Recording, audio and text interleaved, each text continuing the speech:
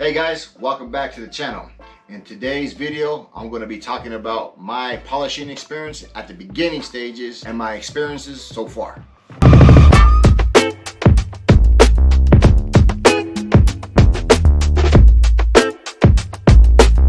Hey everyone, welcome back to the channel.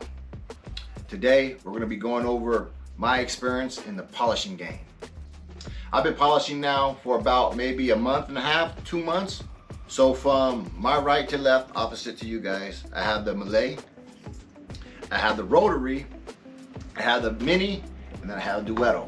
All these polishers that we have here are all Rupes. On these polishers, the ones that I've been using the most are the Malay and the Duetto. So when using the Malay and the Duetto, some of the differences is obviously the Malay, this is the big boy. This one gets down and dirty. You really got to know what you're doing. So my experience with this has been very, I'm easing into this one. Again, this is a big boy. The Duetto, I think this is a great tool for learning polishing. It's easy to handle. It's easy to read. It's not as strong as the Malay. So I think you have more freedom with this one, with the Duetto. Also, a big factor into polishing and getting to know your equipment is the Malay. This one got some weight to it. You've got to be strong to handle this one, to handle it well. Versus the Duetto is light. It's easy to maneuver. One hand, you can use one hand with this one when you get tired. Malay, you need both hands at all times with this one. This one get out of hand. So from a user experience, the Malay differs from the Duetto because when you hit those corners, this one doesn't stop. The Malay doesn't stop, which could be a pro and a con. On the Malay, when you're hitting those corners, this one doesn't stop. The con of that is you may be hitting a edge work. You may be hitting the paint. You may be too aggressive on the paint without knowing. Versus the Duetto, when you hit those corners, it's going to let you know because it's either going to stop, it's going to slow down. It's going to let you know. When it stops or if it slows down, that's a great safety feature for the beginner like myself. It's going to let you know that you're doing something wrong. And ultimately, it's going to prevent you from causing damage. And the reason why this one doesn't stop is because it's forced rotation. So the pro on this one is that it doesn't stop when you hit those corners. It doesn't stop at all. The con is on this one is that it doesn't stop at all. If you're new like me, you may not be able to handle it right. You may not know that you're leaning to one side or the other, which in turn could be bad for the paint because all the direction is on one part of the paint where it shouldn't be. So as of right now, Joel's really letting me go slow on these polishers. There's a lot of things that I, as a beginner, that I wouldn't have ever considered. Hand placement on these polishers is a big thing. You know, you see. And also, every angle of the car, your hand placement is going to be different on that place. Also, another big thing is balance. That could throw off the whole polishing game in itself. Also, keeping good posture. When I use the Malay, man, I don't have the best back, and this just tore it up because of my horrible posture. So you really gotta be intact with your body if you want to be a great polisher. You got to understand all those things. And again, I'm the beginning, so it's fun that fact that I have to identify those things now. That those are all factors again that I wasn't aware about, and that make a huge difference. And on top of that, it gets deeper when we start talking about machine speed, pad and polisher combo, ceramic coated surfaces, gel coats. Shout out to all those guys that get down that are pros in these tools, because this is a lot of work, a lot of experience that takes to get down with these. Using these tools, man, you really have to be intact. You have to be intact with your body. These tools have to be extension of your body if you really want to be great. It takes more than just watching a video, because you watch these videos and these guys make it look like they've been doing it since they were born, and me being just seeing it on the video, I could do that. It's no big deal, man. But what was I wrong? So my experience with polishing so far has been slow and steady. Joel's been doing this training with me very, very slow. And for the reasons why we just talked about, a lot of things can happen with the polishing. So Joel's been taking it slow with me, and just so I can learn the basic principles of polishing. And we're real meticulous in how we do things. So I'm not going to jump into anything else until I learn this guy 100%. There's a lot, just like we did with the steamer, just like we did with the tornador and the air compressor. There's steps along the way. You just can't have the tool and just become an expert.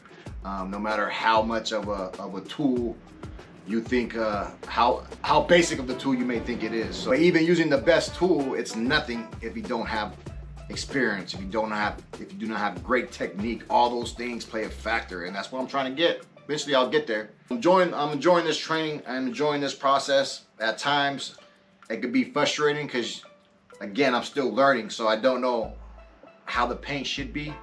Sometimes it looks the same to me. That's another thing I have to train my eye to really look at the paint. So I'm trying to train my eyes along with my body and how to use these. Slow and steady, I'm enjoying it. Once I learn the fundamentals of all these guys, you guys all know that it gets even deeper than that. Tips and tricks on what to do, different polishing combos. Joel's taking it to another level, so that's a whole nother piece that I'm gonna have to experience and learn, and I'm excited about that. So another big factor in the polishing for me that I have to understand is with whichever one I'm using is understanding, getting to know what expectation of the paint we're trying to do, whether it be paint enhancement, paint correction. That's all things that I have to question. I have questions for Joel. I was like, hey, this is what I'm getting. Should this be better? And then he'll come here and he'll clarify, okay, this is a paint enhancement. That's what you're supposed to get, nothing more. So that's another part of understanding on what your expectation is as the polisher, and also with the client. I'm getting my hands wet in this one a lot more than the Malay, because I really just need to understand how this polisher works. I really need to build a foundation of how this polisher works with the paint, with the pad. I only use 2 pads right now because I can't go into down that rabbit hole. What polisher, what pad? I got to start with something, and with this one, I'm able to gauge that easily. If I'm not worried about the cut and all that. I just need to use this so that way I could see, hey, maybe this pad is better than this pad or whatever, but I don't have to worry about those variables. I'm just worried about pretty much just 2 basic variables on this one. And once I master that, then we can start adjusting what needs to be done next. So I'm really excited about seeing the end result once I get trained up to speed. Really excited to tag team a vehicle once I'm up to par and Joel's doing his thing, and we're really going to get down on all these exterior vehicles. So I'm excited to see that and to see the turnaround time, ceramic coatings, paint corrections, all that. So this winter we're going to get busy. It's going to be fun. You're going to see all these cars getting all glossed up. The 3 polishers that I have experience with, my preference, it's a hard one. As of right now, I'm gonna have to go with the Duetto. Again, it's easier for me to handle. It talks back to me. When it stops, I'm doing something wrong. So I haven't got that far yet as to knowing how the reaction of when it stops. Okay, well, I'm trying to say like when it stops. Like how I post the pressure and placement. So I'm familiarizing the pressure and placement in order to keep the unit moving, you know, and doing its job. So familiarizing that, you know, is a key component to good polishing. So the reason I say that Duetto is my preference right now, because again it talks to me. It's able to I'm able to know what's that? I'm able to gauge the balance to keep it moving. I'm able to gauge the balance to keep it moving. So once I figured that out on my own, where I don't stop for any reason, I think that's going to help me transfer to the Malay, because I'm able to keep it straight, keep it even. So I will have to go with Duetto as my preference now. So the Bigfoot Mini, this is what I first started polishing with. And Joel says, you go ahead and start on this one. So I used this one when we did the bumpers, small edge work. Very comparable to the Duetto. It has a 3-inch plate versus the 5-inch plate of the Duetto. So this was another great tool for me to get used to polishing, because again, this one stops and it lets you know when you're doing something wrong. So on these two polishers here, very comparable, about the same in weight. Safety features are the same. The only difference is backing plate 5-inch versus 3-inch right here on the Bigfoot Mini, and both these guys here have a 12mm throat. Our fourth polisher is the Bigfoot Rotary. This is one polisher that I have not put my hands on, not even close. I'm still trying to figure out this Malay, so until that happens, I won't be touching this one. We use this one when we have big jobs, when we're trying to finish something really quick, or when we're not even going to mess around. When Joel sees the paint, like, yo, I got to bring out the Rotary on this one. This one here will leave holograms. If you're not careful, they all can leave holograms, but definitely if you're a beginner, this one right here will get you in trouble. So on this Rotary, this one will leave holograms just based on the heat that it produces. All of these will leave holograms based on the pads, but more especially on the Rotary, hologram time, if you're not familiar with this one.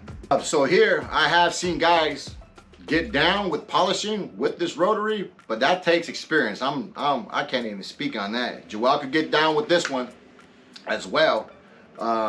So shout out to all those guys that know how to get down with this Rotary and this is all you use. Shout out to you guys. Those guys could work, get that paint refined with no holograms with this Rotary.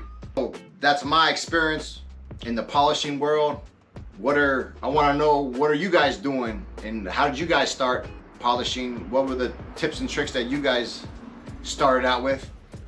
Put them in the comments below. I'm eager to see what you guys are doing. Maybe there's something you could let me know. Maybe there's something that you guys could teach me. So again, guys, thanks for watching. Thanks for helping me go through this journey. Leave a like, subscribe, and share. Leave your comments. Tune in on the next one. Details out.